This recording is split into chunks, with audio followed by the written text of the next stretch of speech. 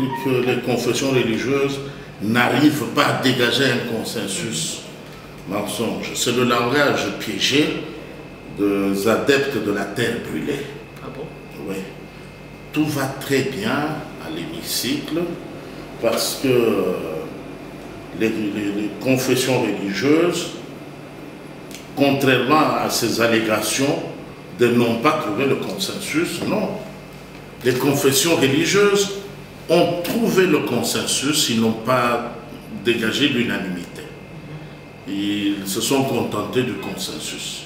Il ne faut pas prendre le vocabulaire tricheur de M. Donatien Chollet, qui fait le jeu de mots pour aborder les sensibilités sans les épuiser. Comme ça, il peut entretenir la rumeur. Non, on ne tombe pas dans le piège de M. Donatien Chollet.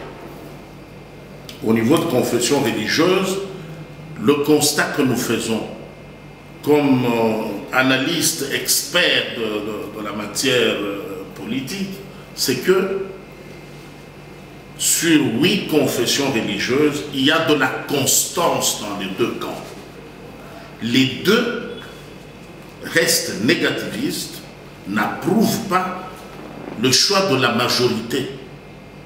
Les 6 sont constants. Ils refusent de se plier aux caprices de ces deux-là. Alors aujourd'hui, moi j'étais très déçu quand j'ai suivi M. Donatien Chollet hier, avant-hier plutôt, en train de dire, nous deux, nous avons dit à ces 6-là, amenez-nous un autre cas. Vous, de quel droit? Vous avez quel pouvoir? Et puis il a fait des allégations gravissimes. Il a dit, quand on a évité de parler de l'expertise et de l'expérience avérée pour ne pas exclure les autres. Qui a l'expertise et l'expérience avérée? L'Église catholique. L'Église catholique a l'expérience et l'expertise. Mais aujourd'hui, on ne peut pas quand même parler de deux églises avec l'église de Réveil quand même, parce qu'ils ont de la notoriété sur terrain. Je n'ai pas bien suivi, madame. Je dis ceci. Si on regarde ceux qui ont pignon sur eux, avec des instances partout au monde, de la représentation au monde, on ne peut pas ignorer les deux églises-là. Et aujourd'hui, le fait que les deux confessions religieuses bloquent, et vous voyez, les choses aussi continuent à être bloquées. Merci beaucoup, madame. Je suis en train exactement de comparer les deux églises aux 6. Ce n'est pas du tout un sacrilège. Quand vous dites on ne peut pas comparer parce que si on doit tenir compte des églises qui ont pignon sur rue, aucune église n'est dans cette affaire. Il s'agit des personnes qui représentent, qui parlent au nom des églises. Les églises n'ont jamais parlé au nom de ces messieurs. Madame, je suis sérieux. Moi, je suis de l'église catholique. En aucun moment et d'aucune manière, nous n'avons initié de consultation au niveau de communauté ecclésiale de base, communauté évangélique de base. Nous n'avons jamais initié dans les réunions de jeudi à dire, bon, vous tel CFVB, vous préférez que qui aille nous représenter au niveau de la CENI. Comme ça, les CFVB envoient leurs candidats au niveau de paroisse. Les paroisses envoient, les candidats des paroisses sortent un qu'ils envoient au niveau du doyenné. Les candidats des doyennés choisissent un qu'ils envoient. Ça ne s'est jamais fait. Jamais. Nous subissons ces choses, nous les voyons, ça nous tombe de nulle part. Nous, l'Église, dites, nous les envoyés des évêques peut-être, parce que les évêques, ils ont leur rencontre, leur lieu de rencontre, qu'ils appellent Senko. Peut-être à ce niveau-là, ils peuvent s'accorder pour dire, bon, nous les évêques que nous envoyons, les évêques sont les chefs des églises, chacun dans son diocèse. Mais ces diocèses n'ont jamais choisi ces évêques-là. Ces diocèses subissent les évêques parce que c'est Vatican, c'est Rome, Vatican qui nomme les évêques. Alors quand j'écoutais Donatien Cholet parler de l'expertise avérée, de l'expérience en matière électorale, je me demandais, il veut tromper qui? Il ment qui? Nous n'avons pas la tradition électorale dans l'Église catholique. Regardez comment nous procédons pour choisir le Saint-Père, le pape. Ce sont les cardinaux réunis qui le font par chacun, selon l'inspiration qu'il reçoit, il met le nom de l'autre. Et celui qui a la majorité de voix, pas l'unanimité, la majorité de voix passe. Maintenant, quand ça se passe comme ça, au Vatican, c'est normal. Quand ça se passe chez nous, de la même manière que ça se passe au Vatican, vous avez des individus qui se tiennent debout, qui confondent, qui décident de confondre consensus et unanimité pour entretenir la confusion. Mais quand aujourd'hui le président de l'Assemblée nationale dit à Mike Hammer, dire qu'il n'y a pas de consensus, même si vous refusez qu'on utilise ces mots. On tombe dans le piège à partir du moment que l'on parle de blocage, crise, absence de consensus. Non. Ça veut dire, nous sommes allés aux élections en situation de crise, en situation de blocage, en l'absence de consensus en 2006. Exactement en 2006, le président de la commission électorale nationale indépendante s'appelait Abbé Apollinaire Malouman. L'Église catholique n'était pas d'accord avec lui. Les raisons, les prétextes avancés par monsieur Donatien Cholet, qui dit non, cette fois-ci, les conditions techniques sont réunies, mais les conditions éthiques, il s'agit de mon église. C'est pour ça que je ne veux pas aborder cette histoire d'éthique. Parce qu'il s'agissait d'éthique, on aurait renvoyé 85% de membres du clergé. Si on parlait éthique, je sais ce que je dis. Alors, qui parle d'éthique? Éthique, madame, quand on nous aura poussé au bout, nous parlerons d'éthique. Mais comment maintenant aujourd'hui contraindre la démarche de deux confessions religieuses qui semblent bloquer la machine? Justement, c'est se donner comme mission de contraindre ces deux-là qui devient un piège. Comment? Non, ils sont minoritaires. Les textes qui régissent les confessions religieuses ne recommandent pas l'unanimité, recommandent le consensus. Et le consensus est là, 6 membres sont derrière un candidat, 2 ne le sont pas. Maintenant, les deux là tentent de s'imposer sur la majorité. Ils essayent de jouer avec l'esprit de la majorité en disant essayons de montrer que c'est nous qui sommes forts. Ils ne sont pas forts parce qu'ils ne sont pas l'Église. Ils parlent au nom de l'Église. Alors, tout le piège... Mais ils pèsent dans le monde. Non. Aujourd'hui, on semble voir... Merci, madame. Merci, madame. Alors, merci vraiment pour ça, parce que j'allais oublier de le dire. Pourquoi nous revenons à ces jérémiades-là? C'est dommage, nous sommes les hommes d'église, on pouvait entendre, on a eu des soupçons que tel on voulait donner une jeep, tel on voulait donner telle somme d'argent. C'est parce que vous avez échoué lamentablement de rallier un seul ambassadeur.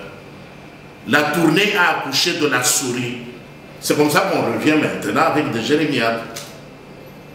Les CC et les gens qui parlent au nom de l'Église du Christ au Congo et les gens qui parlent au nom de l'Église catholique ont initié de faire une campagne dans les chancelleries occidentales.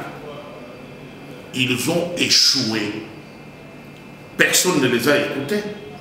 On leur a dit de retourner s'accorder avec leur père. Dans les 72 heures qui les avaient été données. La campagne a commencé depuis longtemps avant. Ils ont tenté de récupérer une histoire avec le comité laïque de coordination, CNC. une structure fantoche que je dénonce ici, c'était une histoire boutiquée pour combattre autre temps. Bon, Keba, parce que vous allez faire parler les muets. Faites très attention. Ils ont tenté déjà ça. Madame, ce que j'ai dit ici, je sais, je pèse. Donc, il y a... dans l'église catholique, il n'y a pas de CLC, ça n'existe pas. Tu ne trouveras dans aucune paroisse une sous-commission CLC. C'est une histoire boutiquée pour des raisons politiques. Alors j'étais très déçu que M. l'abbé Apollinaire Donatien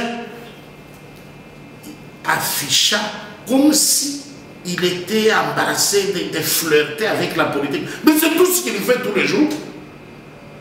Tu penses que c'est quoi ça vient? Vous voulez que je parle de... Quel sera aujourd'hui le sort de ce processus électoral? Non, madame. Le calendrier aujourd'hui semble être bousculé. Ne posez pas de questions comme ça, madame. Vous apportez de l'eau au moulin de charlatans. Le sort du processus, en 2006, j'ai montré que, en l'absence de conditions d'éthique, de technicité, de blocage, de patati patata, nous avons eu l'abbé Apollinaire. Et en 2011, vous allez faire le forcing. En 2011, nous avons eu le pasteur Ngoyi Mulumba.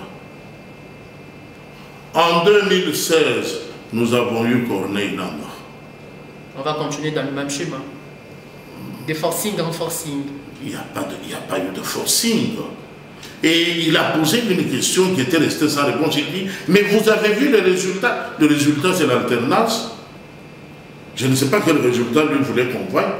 Lui, son résultat à lui, il avait dit déjà, non, nous devons mettre la CENI en place pour obtenir l'alternance en 2023. Maintenant, quand tu dis des choses comme ça, tu ne te gênes pas. Et tu viens faire des leçons aux autres, tu dis, non, ce sont les politiques qui viennent se prononcer, mais qui t'a envoyé, homme d'église, de venir, toi tu vas voter au nom de nous tous ici, pour dire que ta CENI à toi c'est pour l'alternance en 2023. Je vais sortir des gros mots. Donc vous, le politique, apparemment, vous êtes en train d'inféoder l'église. Madame l'église... Et aujourd'hui, les candidats aujourd'hui, dont soi-disant des confessions religieuses, est boudé par les autres du fait qu'il y a la main de politique, les mains de politique là-dedans.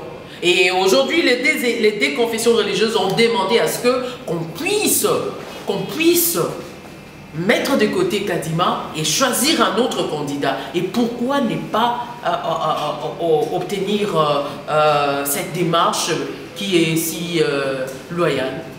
Madame, pour éviter un peu ce qu'on est en train de vivre. Merci beaucoup, madame. Au fait,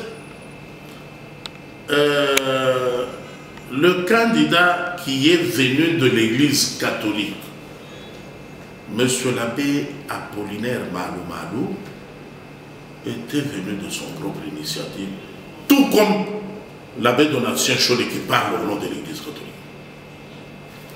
Il n'a pas notre mandat. Nous, la base, nous, les cellules de base, on ne se reconnaît pas en lui. C'est le secrétaire des évêques, il se limite dans ce cadre-là. On peut l'envoyer dire A, dire B, c'est tout. C'est pas nous, là, non. Mais M. l'abbé Apollinaire a organisé les élections, les toutes premières, démocratiques après Mobutu. En 2011, le pasteur Ngoyi Mulumba des églises de l'éveil a organisé les élections. En 2016, glissement, prolongation, on a eu l'élection en 2018 avec M. Corneille Nanga, venu de la société civile. Il a organisé l'élection. Seulement, je ne dis pas le chien à boire, la caravane passe. Non, je dis plutôt, nous n'aurions pas un boulevard du 30 juin dans cet état. Nous n'aurions pas parlé de 4 bandes sur 4 sur le boulevard Lumumba. Nous n'aurions pas parlé de Bukanga Lonzo, même si c'est un canard boiteux. Nous n'aurions pas parlé de ceci. N'eût été ce sacrifice de l'abbé Apollinaire. Mais certains vous accusent quand même d'une arrogance accrue par rapport à cette question. Arrogance, ça dépend de comment on voit la chose. Dans la prise de position de chacun, seul dans la prise de position des dieux, tout est bon. Mais de nous les humains, rien n'est exclusivement bon. Il y a un peu de mal aussi dedans. Et rien n'est totalement mal, il y a un peu de bien aussi là-dedans. Le rôle que jouent aujourd'hui les gens qui parlent au nom de l'SCC et ceux qui parlent au nom de l'Église catholique n'est pas seulement mauvais totalement. Le bien qu'il y a, c'est que ça inspire aux autres de voir que nous devons marcher sur les œufs sans les écraser. On doit faire attention parce qu'on n'est pas seul maître de terrain. Ça, c'est aussi bien. Mais un acharnement des 2 sur 8 va constituer un blocage dans quel sens? Parce qu'au niveau du chiffre, nous avons 2 sur 8 et ça représente 25%. Et nous avons 6 sur 8, ça représente 75%.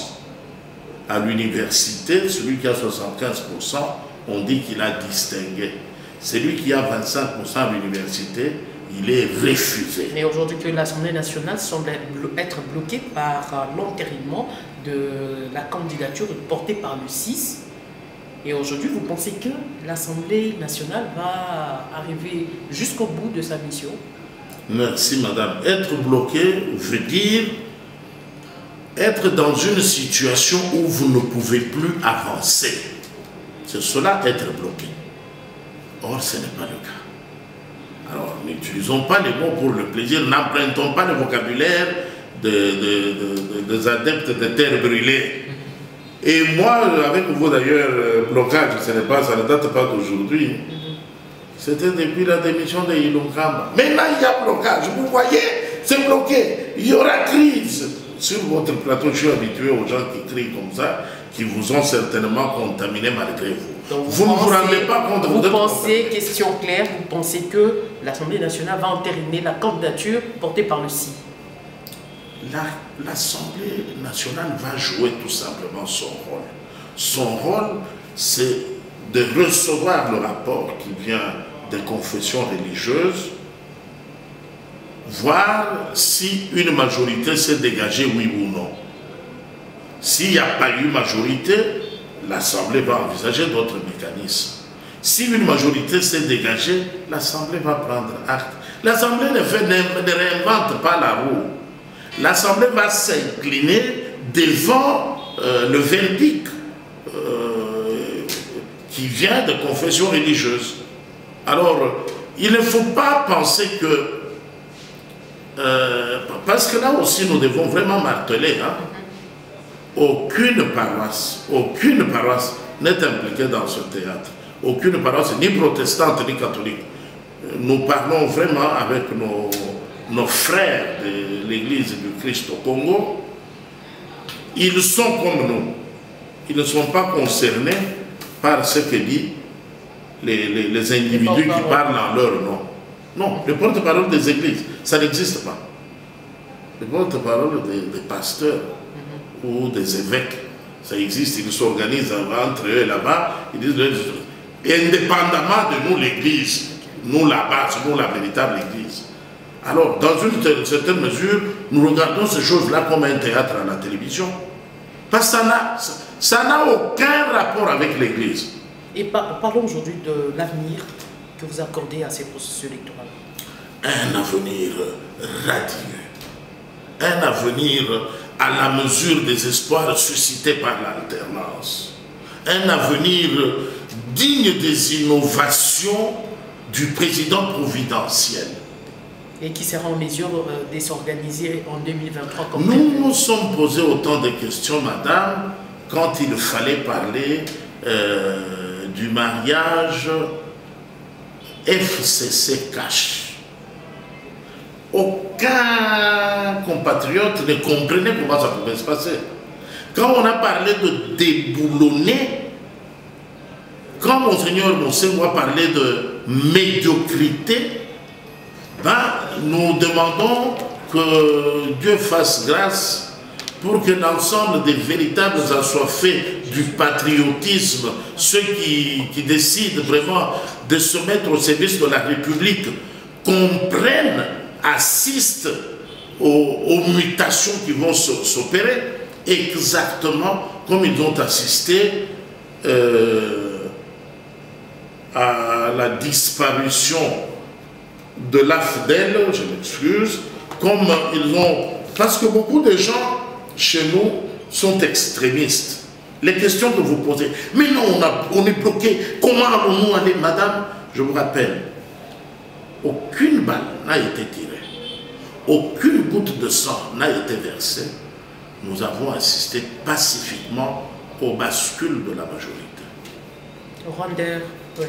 Nous avons assisté à l'achèvement de l'embarquement au sein du bateau du salut, Union Sacrée. Nous avons assisté aux réformes au sein de la police, au sein de l'armée, au sein de la magistrature, le plus pacifiquement du monde. Et ceux qui sont les crapauds qui veulent se faire aussi gros que le bœuf, eh ben, retourneront à l'école de la sagesse pour réaliser qu'ils n'avaient de grandeur que leur propre imagination. Une question pour la société d'aviation Rwandais qui commence aujourd'hui dont le ciel lui est accordé au niveau d'atterrir au niveau du Katanga. Il y a certaines analystes qui fustigent la présence de cette société d'aviation du Rwandais sur le sol katangais. Oui, au fait, c'est en République démocratique du Congo. Rwandais, venir au Katanga, c'est en République démocratique du Congo. Mais pourquoi seulement Katanga et pas d'autres provinces? Il pouvait bien atterrir à Goma, ça serait toujours la République démocratique du Congo. Vous savez, à quelque chose, malheur répond. Certaines choses, nous pouvons les juger négativement, à premier coup d'œil, mais en prenant un peu le temps, nous pouvons comprendre que c'était salutaire. N'eût été cela, on ne serait pas arrivé à un tel résultat. Mais est-ce que ce n'est pas encore pour fragiliser cette partie du pays dont il y a aussi le minerai, comme on l'a fait à l'est de notre pays? Bon. Aujourd'hui, le chef de l'État est en train de mettre le moyen de ses possibilités pour arriver à la paix. Merci beaucoup, madame. Au fait, les minerais, il y en a sur l'ensemble. Officiellement, que le Rwanda demande le droit d'atterrir en République démocratique du Congo, on verra dans quel sens, en venant, ces avions emportent quoi, en décollant, ces avions emportent quoi. Bon, est-ce qu'il y a beaucoup plus de Congolais dans le Katanga qui veulent visiter le Rwanda ou je ne maîtrise pas l'itinéraire de ces avions rwandais et je ne saurais pas juger comme ça d'emblée, dire c'est bon, dire c'est une opportunité ou c'est une catastrophe, c'est un scandale. Non, je dois me donner le temps de comprendre que la société rwandaise est une société qui fait le transport aérien dans le but de réaliser des bénéfices sur le transport. Et en Congolais avisé, je me dis, ça peut cacher un coup fourré. En Congolais patriote et confiant, je me dis, ça peut être le début d'un déboulonnement du nouveau chapitre. Et donc, toutes les opportunités sont devant moi. Je ne peux pas pencher que pour ce qui est négatif. Donc, bouclons cette interview par l'affaire Ram. Aujourd'hui, le ministre devait répondre devant les élus du peuple, mais il était absent. pour des raisons politiques, soi-disant-il, mais certains pensent que le ministre est en train de chapper tout doucement aux députés nationaux qui lui ont promis, au cas où leur réponse ne serait pas satisfaisante, ils vont le viser d'une motion de défiance, séance tenante. Merci beaucoup, madame. Cette histoire du RAM, j'en ai parlé la fois dernière avec le cœur. Aujourd'hui, je préfère en parler avec la tête. En fait, avec un peu de recul, comme je le disais tout à l'heure, il y a des choses, à première vue, ça paraît suicidaire, mais avec un peu de recul, on peut les trouver salutaires. RAM, les conditions d'instauration de cette taxe-là, je ne les apprécierai jamais. Je resterai honnête pour dire que je n'apprécie pas la procédure pour arriver à commencer à soustraire l'argent aux gens. Je ne serai jamais d'accord avec les chiffres avancés par monsieur le ministre de Pétantique. Mais je n'ose pas apporter de l'eau au moulin de ceux qui ne jurent que par un certain règlement de compte, une certaine vengeance. RAM, c'est l'affaire qui concerne tous les Congolais. Je refuse qu'un groupe d'individus tente de s'accaparer de la question pour se faire un peu de crédibilité dans l'opinion, comme si c'est eux qui se battaient pour la population. Non, RAM concerne tout le monde. Opposition, majorité, partis politiques, société civile, confession religieuse, tout le monde est concerné. Ce n'est pas à force de s'en prendre au ministre, de s'attaquer au ministre, d'anticiper même déjà sa démission. Il va démissionner, on va le chasser. Non, pour tenter de séduire, de s'attirer des fanatiques gratuitement. Ça ne fonctionne pas comme ça. Ce n'est pas le ministre qui est RAM, hein? Le ministre, lui, ne retranche pas d'argent aux gens. Il est l'autorité de tutelle. Il a besoin du temps parce qu'il n'a pas que RAM. Hein? Il a beaucoup de réalités à gérer et il a des collaborateurs, il y a des points focaux qui doivent remonter jusqu'à lui l'information fiable pour rencontrer les attentes des députés. Mais si les députés n'ont pas besoin que leurs attentes soient rencontrées, si eux tiennent coûte que coûte à montrer dans l'opinion pour qu'on dise, vous savez, tel honorable était très fâché, il est sorti, il voulait même cracher sur le ministre. Non, une recherche de positionnement ridicule. Un mot pour conclure. Pour conclure, je vais dire que honte aux individus qui parlent au nom de l'Église catholique et au nom de l'Église du Christ au Congo.